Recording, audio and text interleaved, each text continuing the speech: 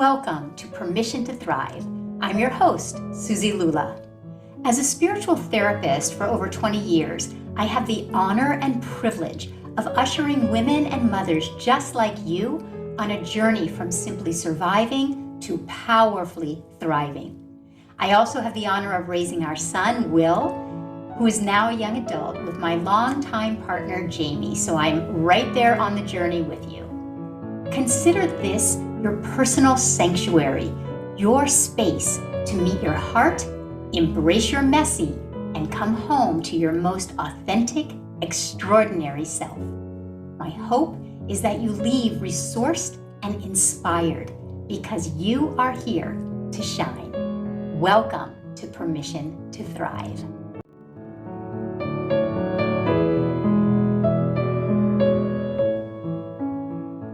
Hello, and welcome everyone. If you are new to our community, welcome. I'm so happy to have you.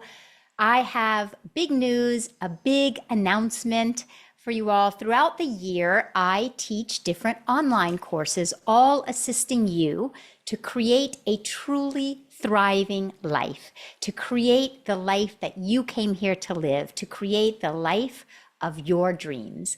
And this September 25th and 26th,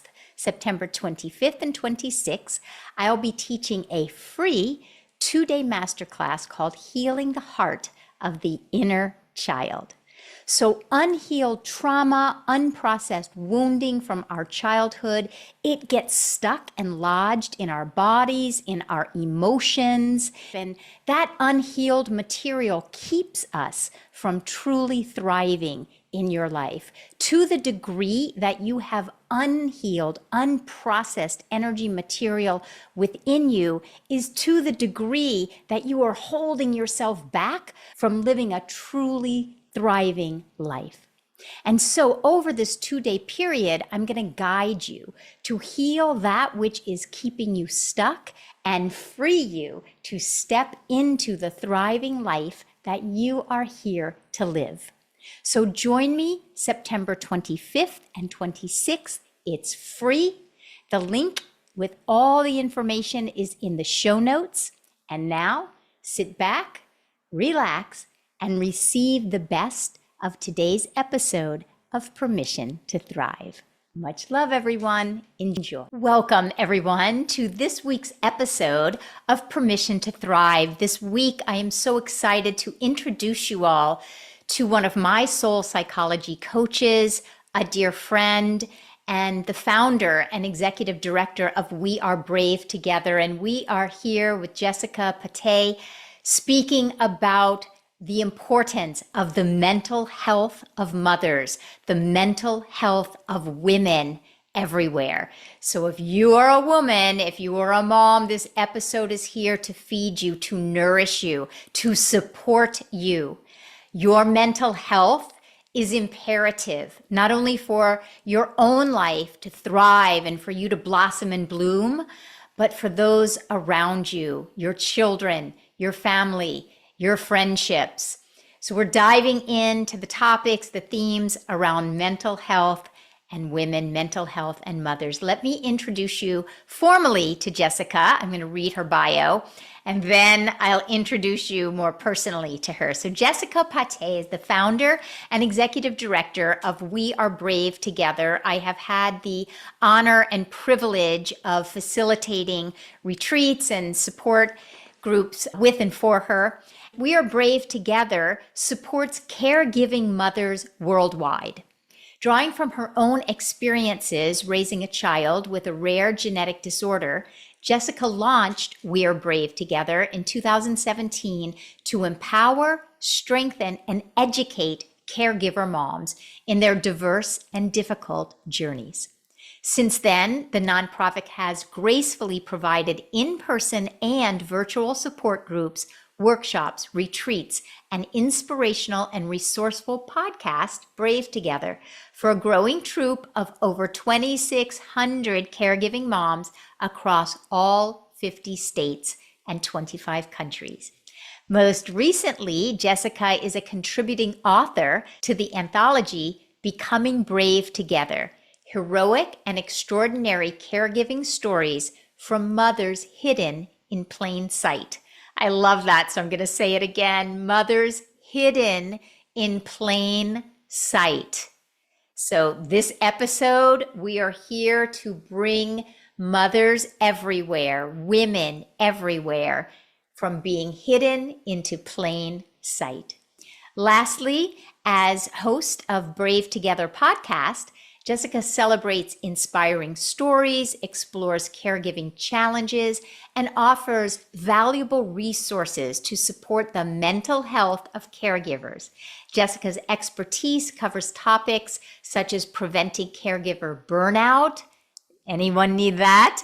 Supporting siblings and families affected by disabilities, navigating grief in altered motherhood, and fostering connection and community for caregivers.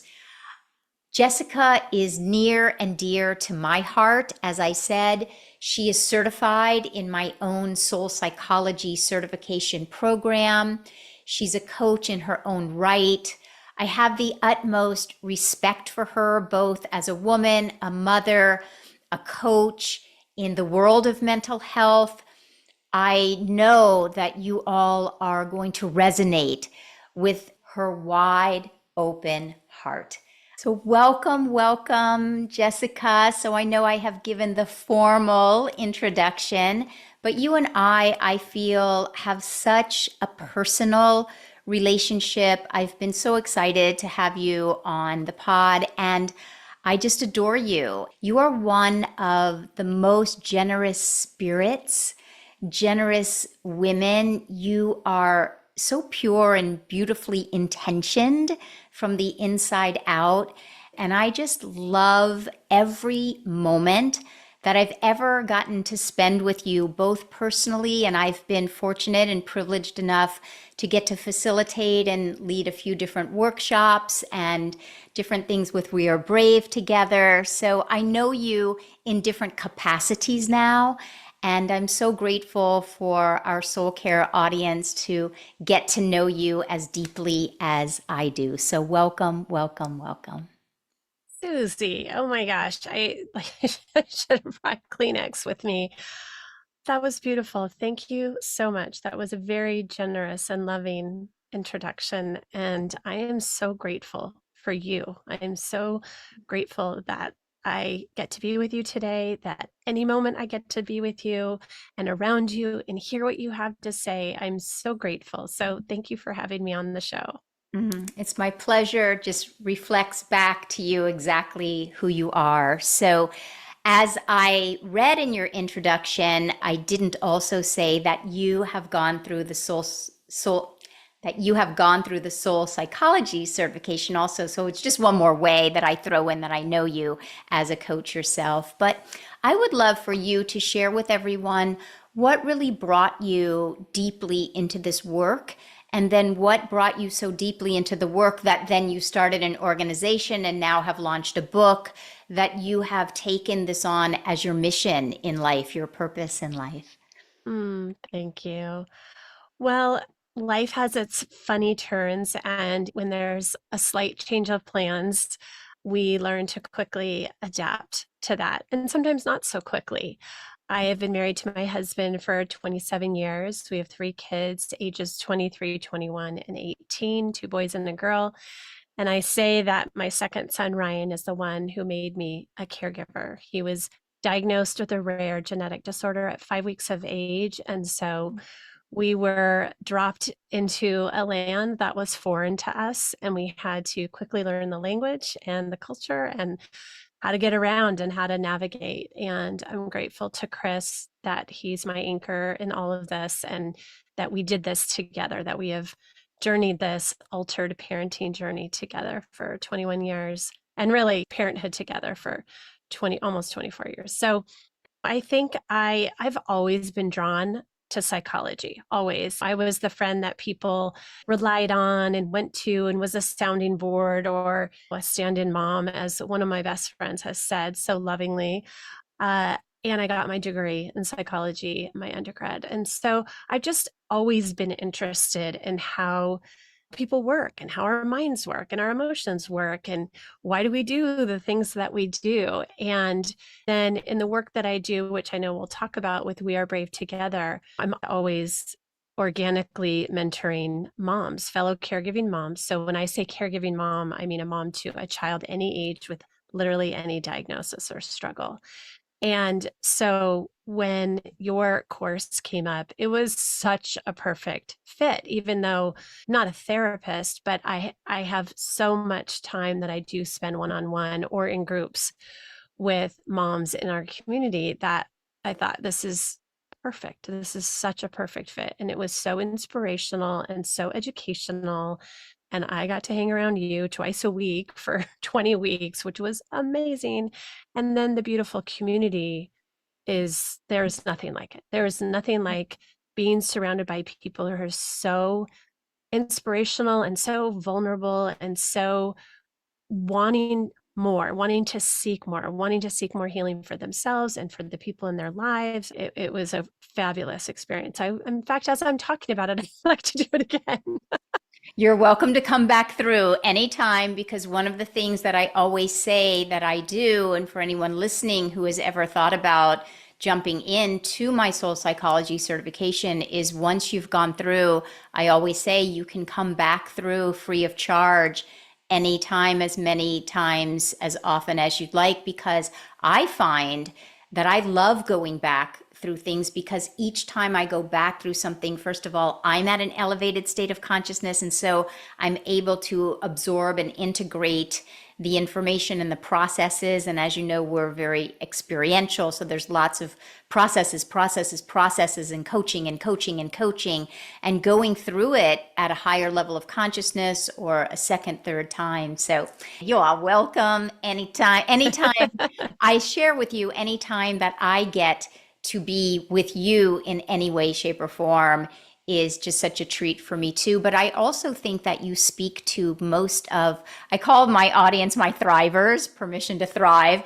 And I think that you're speaking to everyone listening, in that I think most people who tune in and watch Permission to Thrive are individuals who in your own life are probably the people that your friends come to talk to and to seek advice and to seek wisdom. And Mhm. you're probably caregiving in your own lives, not only to perhaps your own children, if you're a mother or a parent, but to your friendships and to individuals. And I find that most people who are listening and in our soul care community are eternal students, seekers, hungry, wanting to go to that deeper level, have deeper, richer, intimate conversations. And so I think you're speaking for a lot of individuals who are even listening. And with that in mind, I'm so interested in your experience, both in your own personal life, but with the moms and the clients that you work with. How do you navigate? A, we women, B, you work with so many moms who have either neurodivergent children or any kind of kids. My son has ADD, with any kind of quote special needs adds a layer of caregiving. And I'm wondering, how do you navigate that journey for someone who's saying, I want to care for myself, and how do I even start? And anything you want to share from your experience around that? Well, I always say if you're the primary caregiver, that you're the most important person in the family. And if you burn out, then the family goes down. And you need to believe that you are worthy of investing in. If you take, which I know you do this, if I'm speaking to a caregiving mom, you take meticulous care of your child, you deserve to take meticulous care of your own mental health. Mm. And I can give you lots of ideas and practices, but if you don't believe that you are worthy of investing in, all the lists in the world are just going to fall by the wayside. So you have to believe and know and trust that you are worthy of investing in without any quote unquote mom guilt. When we hear the word self care, anything with the word self in it, we have been indoctrinated by our culture to believe that that means we are selfish women. And I'm always encouraging our moms to not buy into the cultural narrative of be a martyr mom, just give, give, give, give, give, and do, do, do. And that just makes you so virtuous and amazing and all of that. I am going against those messages and teaching against those messages that women have been indoctrinated with, because in our case, our caregiving isn't just for a little while, it is for the long haul. Ryan, my son, will always need somebody to care for him 24/7 for the rest of his life. He will never be able to be alone. And a lot of our moms in our community of We Are Brave Together are in the same boat. So you have to engage in practices that are centering, that bring you peace, that bring you joy, that help you practice gratitude and self compassion, because you are trying to sustain your mental health, your physical health, your spiritual health, your emotional health for the long haul. Mm. That's such a brilliant response to everyone listening. It's so accurate that the foundation is I am worthy of my own mental health. I am worthy of my own well being. Because without that, as you're saying, the lists then become lists of to dos. And Right. then we mothers, we women feel guilty that we're not caring for ourselves. So it starts with what you're saying, to give a mother, to give a woman, that's why I call it permission to thrive, to give a woman, in my experience, the permission to embody your sense of worth is the gift of a lifetime. And I'm wondering, because we are all conditioned and indoctrinated with that word self to think that it's selfish. And we've probably seen our own mothers or other women sacrifice, martyr, as you're saying. And we intellectually know that we're worthy, but I don't know women who start out embodied. If you're someone that's on the beginning of that journey and you want to know what it feels like to be worthy, how do you work with individuals to go against the norm and to be willing to meet that worthy place inside? How do you start that journey? I think we all have to stop and look at what messages we did receive directly or indirectly, Mm, and what's still the chatter in our head that we're mm, fighting. And yes, you can go down deep roads of family of origin stuff, but I think on a very practical level, and I'm not a therapist, but I think, what are the messages that are in your head when you're thinking, oh gosh, you know what, maybe I will start a meditation class, or maybe I will start a yoga class, or maybe I'll join this wellness group, or maybe I'll take Suzi's course. And then immediately you're mhm, bombarded with, you don't have the time, you don't have the money, you don't you don't need to do that. You have so much on your plate. All you can do is take care of everybody else, right? There's so many naysaying messages in our brain when we want to make some sort of shift. And so it's really probably a daily practice of affirmations. I am worthy of investing in my own mental health. mm, I am worthy of healing. I am worthy of self compassion. I am worthy of time carved out from my family, from my job, to invest in myself in what brings me joy or peace or groundedness or centeredness. Helps me be more awake and conscious, whatever mm, would you want to use, what it means to you. mm. That's where I would start. I love that, because I'm imagining or envisioning someone listening right now who is seeking and wanting to embark on this journey, but is just feeling that disconnect of, I want to know what it's like to feel worthy. I just don't feel it yet. And just in listening to the different phrases you just said, I'm imagining someone even spending 5 minutes reading something you've written. I'm worthy of my own mental health. I'm worthy of a meditation practice. I'm worthy of 5 minutes of a peaceful heart. I'm worthy of investing in XYZ, I'm worthy of taking a walk in the park.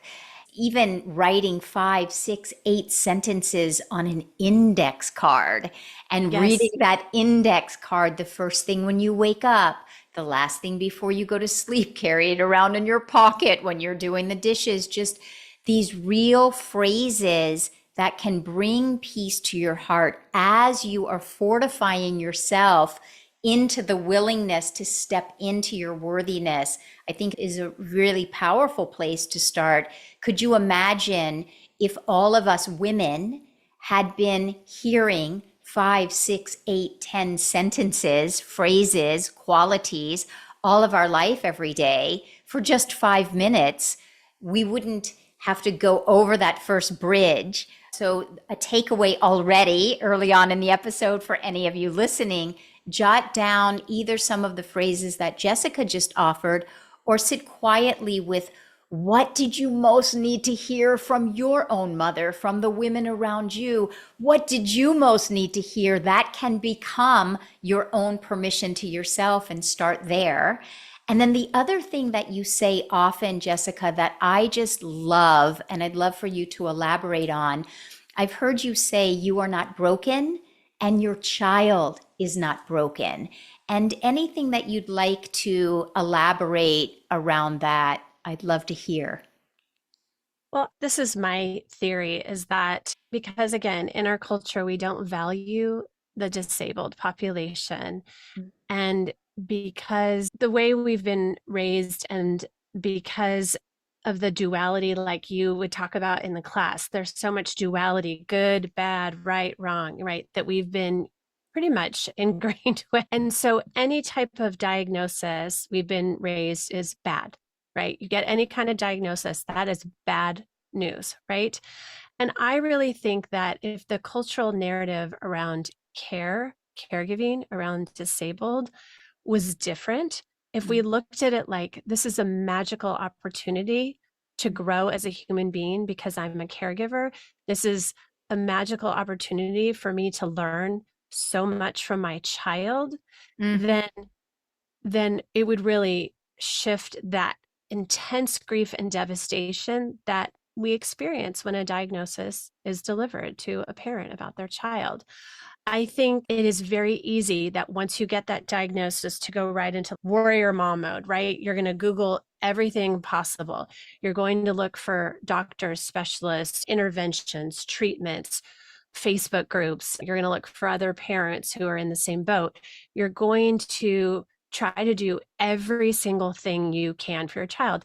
And that is the love of a parent. I want to validate the doing, but I think it's also it's kind of a hidden thing that we're trying to fix or heal our child or normalize our child. I don't think we necessarily realize that we're doing that, but I think that is a subconscious thing, force that's going on when we go into that mode.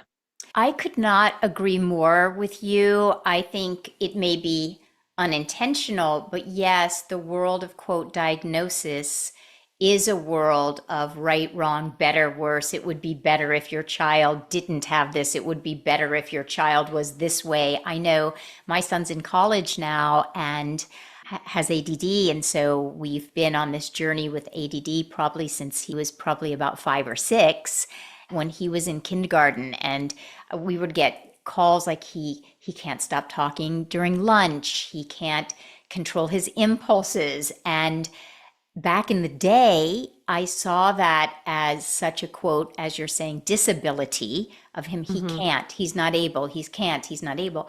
Cut to clearly, this has been a long journey for us. He's in college now.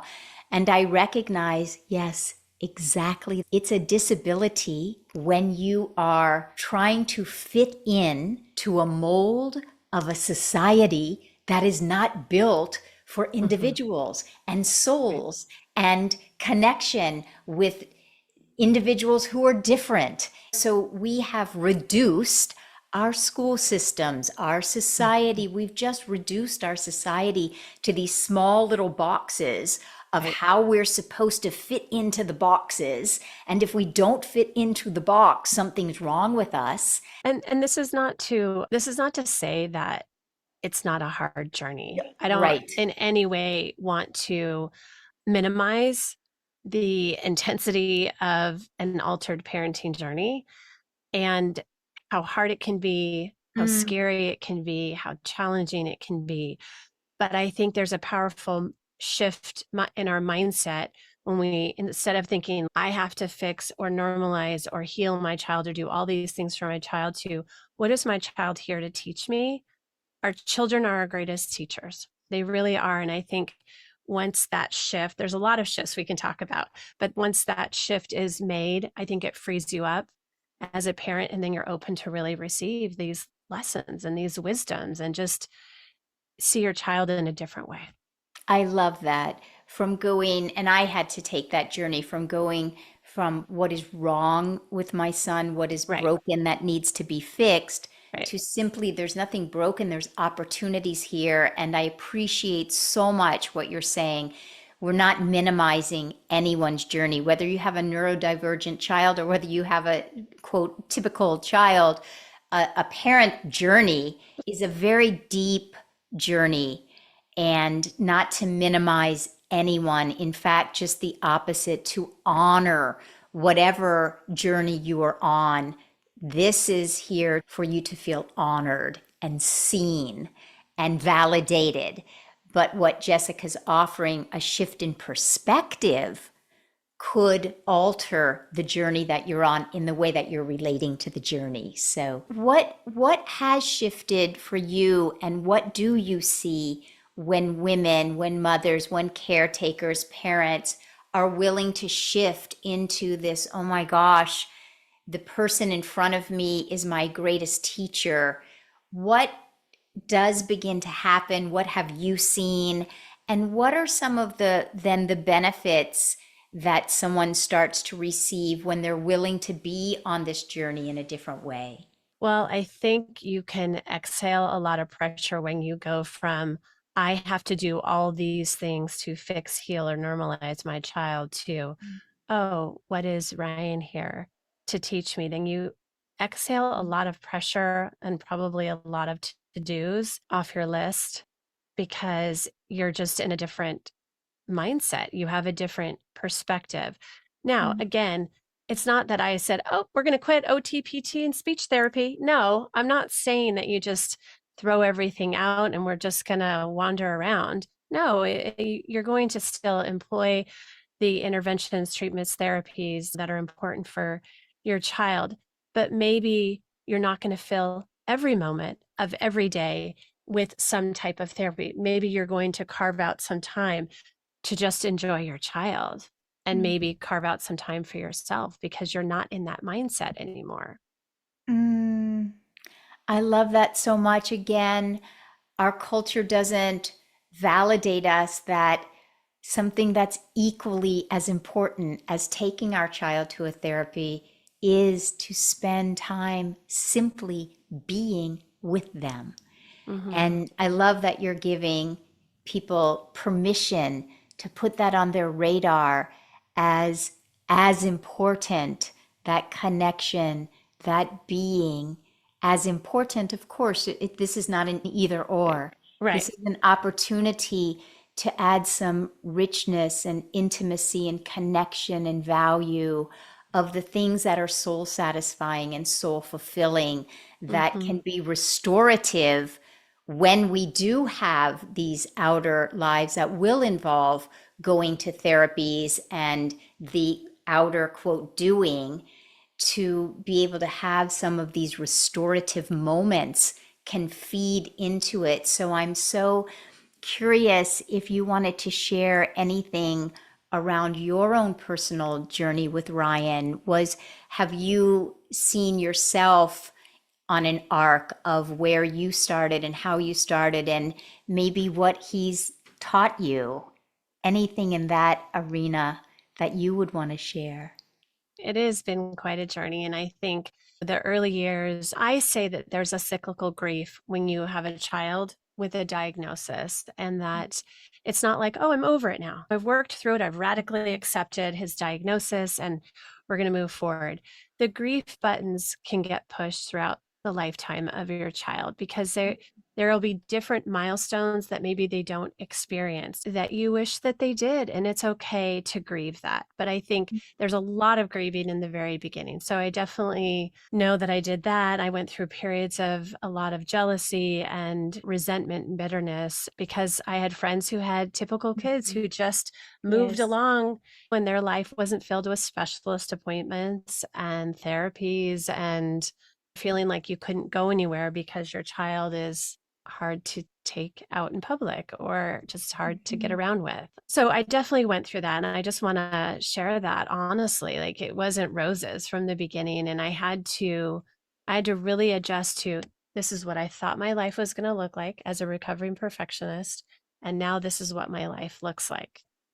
So that took time. That took a lot of time. Mm. And something else that you would think as someone who is a seeker, who loves personal growth, personal transformation, self-help, podcasts, books, all of it, you would think that I would have maybe hit this place a lot sooner. But I feel like, honestly, maybe in the last 5 years, I realized how much that when Ryan would act up, and I'm happy to explain Ryan's diagnosis, but we deal with a lot of anxiety and behaviors. And when he would act out, it would activate me Mm. because I was still thinking that I should have been able to fix his behavior by now with all the training, all the parent training, Yes. behavior modification training, this, that, or the other, the training specific for his diagnosis, that this shouldn't be happening.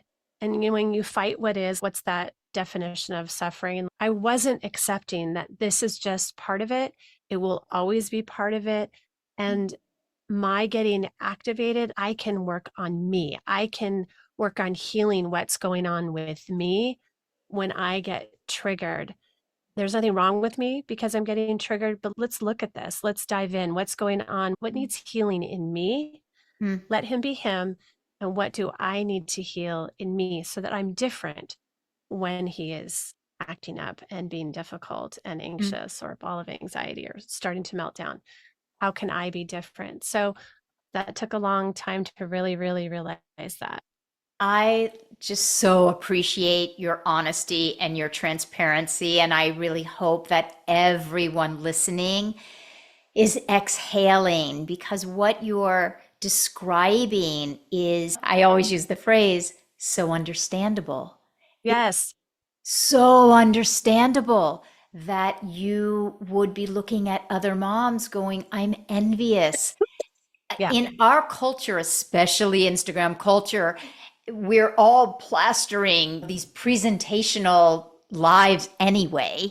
And right. so it's so understandable that you would be saying, all I want is, can't I just have a quote typical experience? I just so appreciate that. And I think everyone listening, whether you have a neurodivergent child or not, we're so taught to compare our homes and our families and our lives that we're all walking around wishing we had something else. And that is so understandable. So I so appreciate your honesty. And then moving into the second part of what you said, even though you're on a journey yourself, still asking the question, like, what's wrong with me?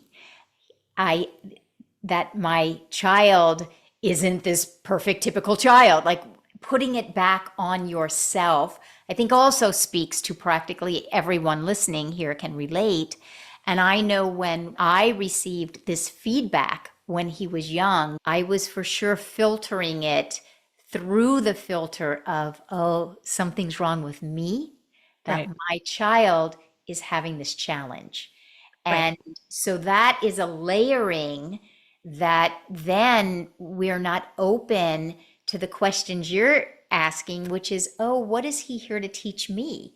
I'm not even open to that question because I'm so busy beating myself up because something must be wrong with me because something is, quote, wrong with my child. So I'm so appreciating you sharing your own journey. And for everyone listening, if we can just begin with, I'm willing. I'm willing to know that there's nothing wrong with me because my child is experiencing a challenge, and that it is so understandable that whatever I'm feeling, it's understandable. Going back to what you said earlier, we're not wanting to invalidate anyone's experience. So your Mhm. experience, it's so understandable. But I appreciate your vulnerability, your transparency. Anything else you want to add around that? Well, I'm sure your audience knows this and knows that the universe is benevolent and here to support us to grow and evolve and awaken. If that really, really hasn't sunk in, it can be really easy Yes. when any crisis hits or chronic hardship, to say, why me? Why us? Why Ryan? And I think I was stuck there for many years. And then when I made the shift to what now? Hands open to the universe, what now? Yeah. What now can I do with this? I'm not living this challenging life for naught. This is not in vain. Something beautiful will come out of this. So my hands were open to the universe. And I'm like, what now? What am I supposed to do with this?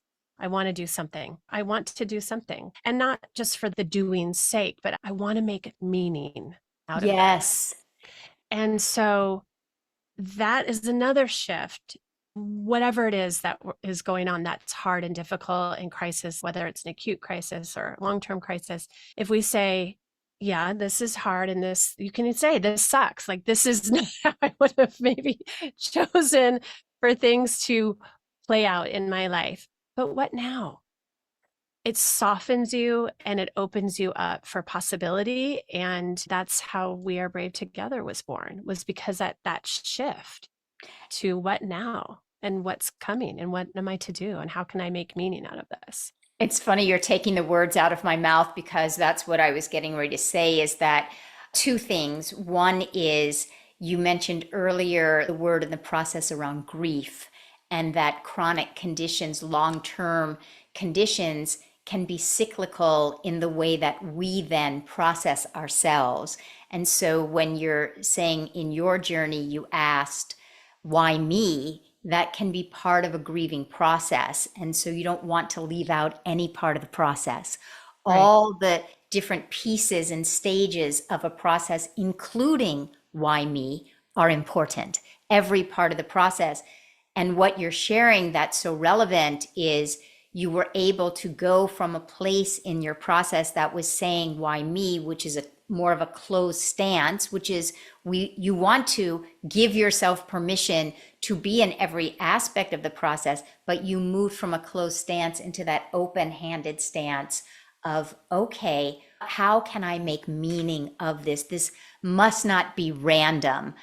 If there is meaning here, what might that meaning be? If there is meaning here, maybe there's infinite meaning here. Yeah. Maybe there's so much meaning here, and we're just going to be breadcrumb by breadcrumb. Well, I'm willing to be open to what possible meaning could be here, is a wonderful way to open, to allow that wisdom to come to you moment by moment, message by message, breadcrumb by breadcrumb. It just allows you a peek into a different way of relating to what's happening. And then the other thing you were saying that just leads me to my next question is, yes, this is how We're Brave Together was born.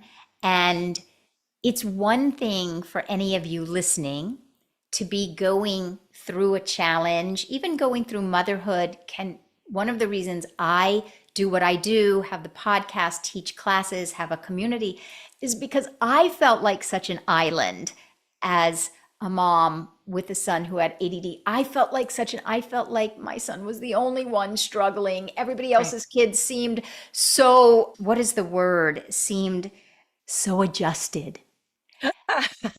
Yeah. Everybody else seemed so the picture perfect. And so Right. community is an amazing outlet. It doesn't change a Right. diagnosis, but it can change your relationship to your life dramatically. So Yes, share yes, a little bit yes. about We're Brave Together, and then if you want to share about this beautiful anthology and book. Yes. Thank you. Yes. So We Are Brave Together is a nonprofit organization that I founded in 2017 with the help of my husband, with the help of other key people who said, yes, you need to do this, and I'll be on your board, and let's go.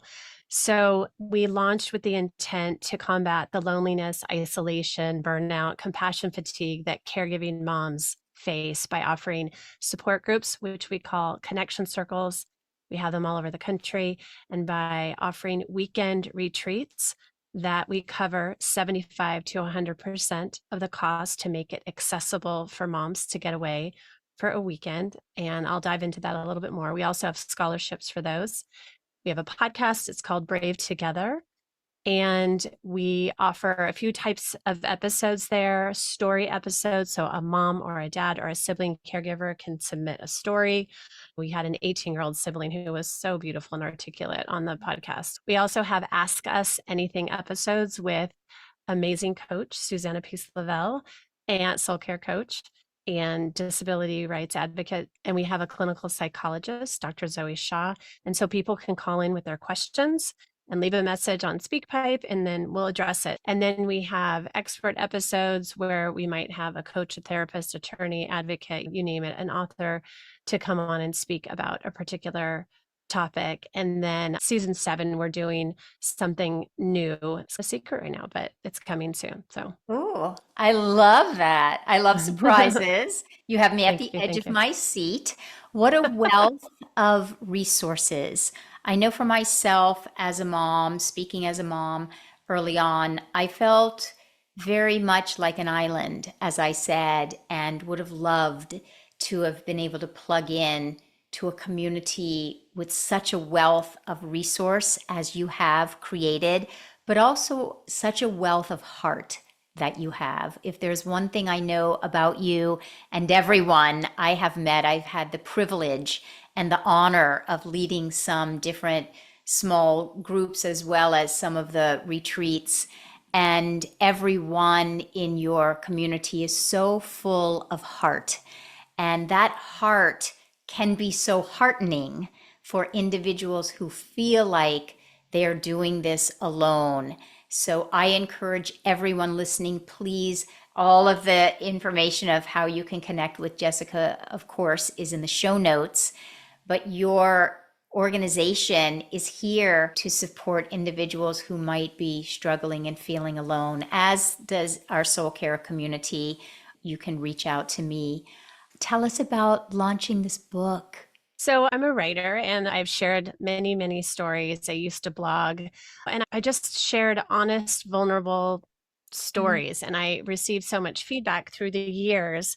Thank you for saying how I feel, but I'm so afraid to say it out loud. And so it really gave me a voice, helped me find my voice and to continue to tell honest, I call myself a truth teller, honest stories about motherhood, whether it was Ryan, mostly centered around Ryan and being a caregiving mom or a special needs mom, but sometimes some stories with Kate and Luke as well. I'm a lover of words. I've always wanted to do my own book, but I thought, why not do a book of stories from different voices? If I'm all about elevating my fellow caregiving mom, what's a great way to do that, but then give them a voice in an anthology? So the idea was born, and we definitely enlisted the help of some experts to do this project. And we just put a call out for stories. We knew we wanted to represent wide variety of diagnoses and ages of kids with our stories. And so the book was released May 1st in time for Mother's Day this year. And it's called Becoming Brave Together: Heroic, Extraordinary Caregiving Stories from Mothers Hidden in Plain Sight. It's a long title, but we love it. And caregivers feel marginalized and they feel isolated and lonely. And this book is to really raise awareness about extraordinary and extreme caregiving, to shout the worth of caregivers and caregiving, and to give voice to my fellow writers and validation to my fellow writers, but really it's a book that will validate all parent caregivers, Yes. honestly. And there's something in it for everyone. You will find hope, you will find strength, you will find inspiration. You will feel so seen and heard and understood as everyone. They're just so raw and open and honest about what they're experiencing, what they've experienced. And there's themes and threads throughout. And one of those is that community is the only way. Whatever hard thing, hardship that you have been through, whether it's loss, divorce, miscarriage, infertility, a difficult parent, a sudden accident or trauma, any kind of hard thing that you've been through, it's important to have other people in your life who get it. And that's why I created We Are Brave, is so that moms could show up and know that they're in a safe, sacred space around other women who get it. I say girlfriends who get you are sacred and mandatory. Yes. Period. Period. Yes. Yes. Yes. It is not a desire, it is a need. It is a core need to know that we are seen, valued, that we matter, and especially on our journeys.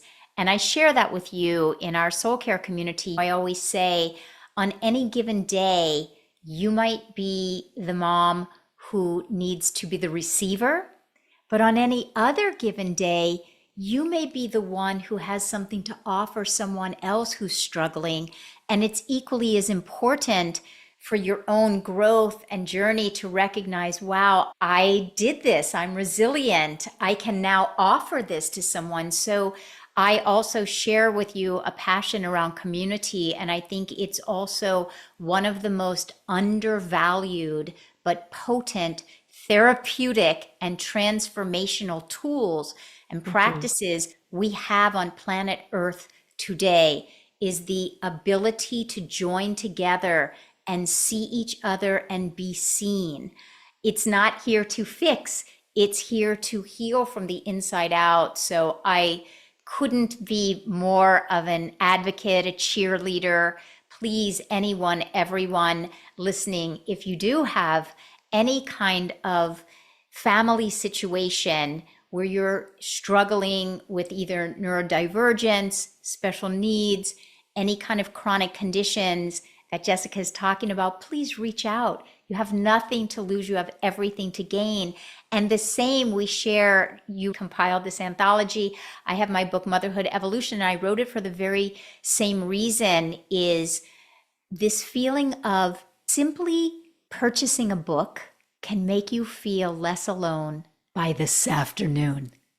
Yes. Oh my gosh, I love that, Susie. Yes, yes, yes. And people have said that they feel like when they read our book, it feels like a support group on paper or a retreat on paper. Like they're getting the same feeling just by reading these It's a, stories. And it's that's what we exactly, want. yes, it's exactly what people tell me. Reading my book, people telling me reading my book makes them feel like they're on a retreat. Like it makes them feel like the very thing Yes. they want to start giving themselves permission to do, which brings me full circle to when you said earlier today that anything with the word self can inflict a feeling of guilt in a woman, in a mother. And so I'd love to close by the two of us just joining together and being, I've moved from my own journey of mom guilt, which I write extensively about in my book, my own journey of mom guilt,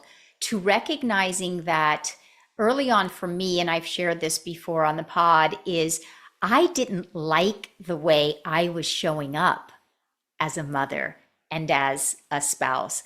I didn't like my own overwhelm and impatience and projections and Hmm. quite frankly temper. Right. Oh, And my self-care came out of sheer necessity of just looking in the mirror. I couldn't change the conditions of my son's journey. So the only thing I could change was the way I was showing up. And I felt mom guilt just like the next person, but I recognized very, very, very early on that when I gave myself permission to quote indulge, which is the worst, but indulge in this self-care that I now call it soul care because it really just feeds our souls. Right. What I recognized is even if it bought me a little more patience and I liked the way I was showing up more, that was evidence enough for me to just let go of this thing called guilt.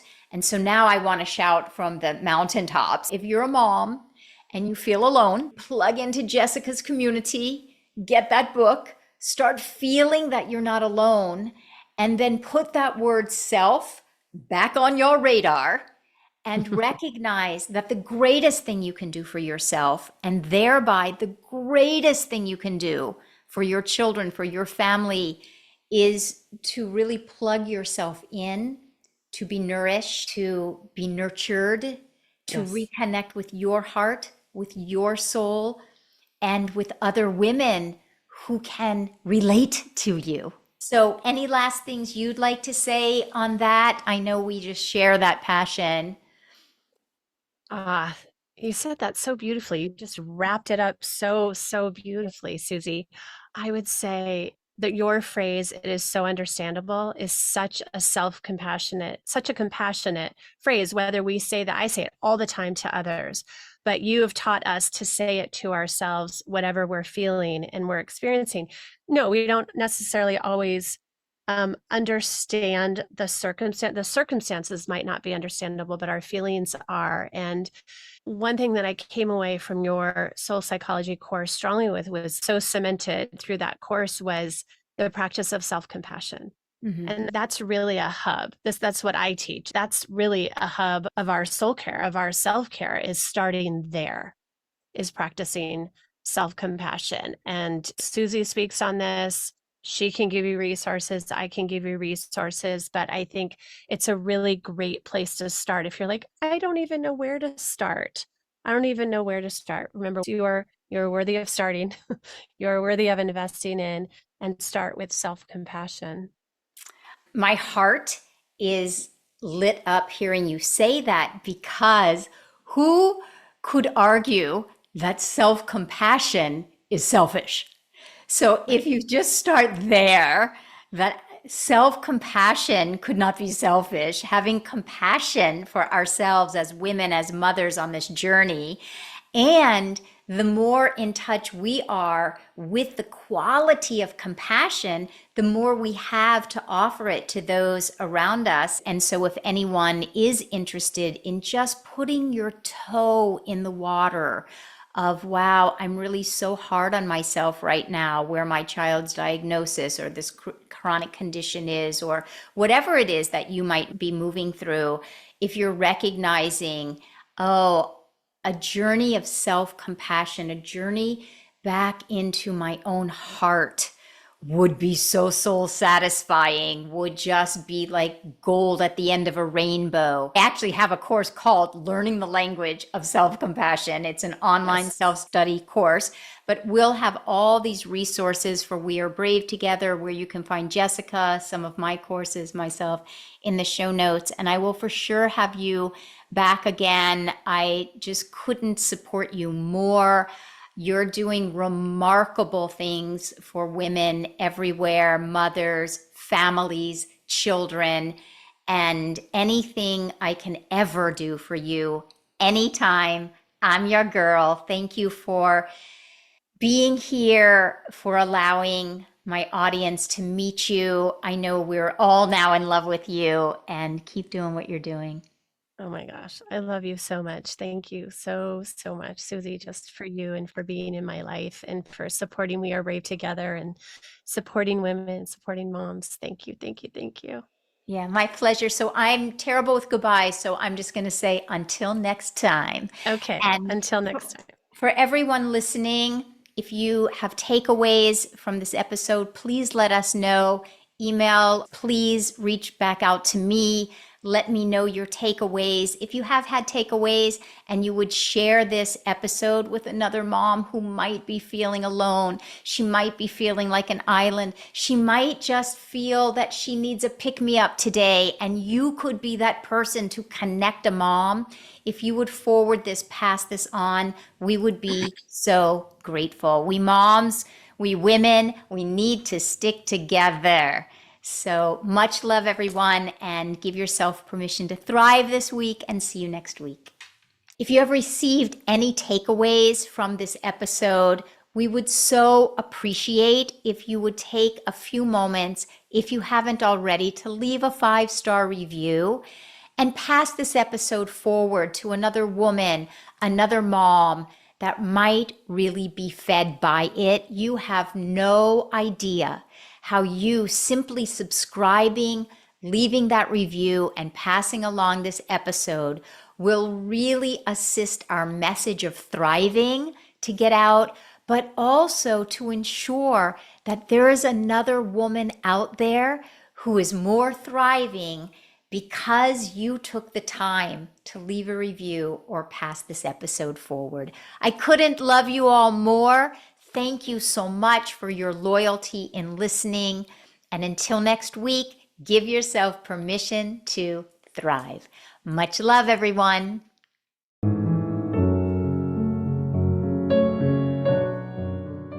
Thank you so much for listening. If there was something in this conversation that spoke to you, we'd so appreciate it if you would take the time to subscribe, leave a 5-star review, and share this episode with women and mothers you know, because you are here to thrive. See you next time.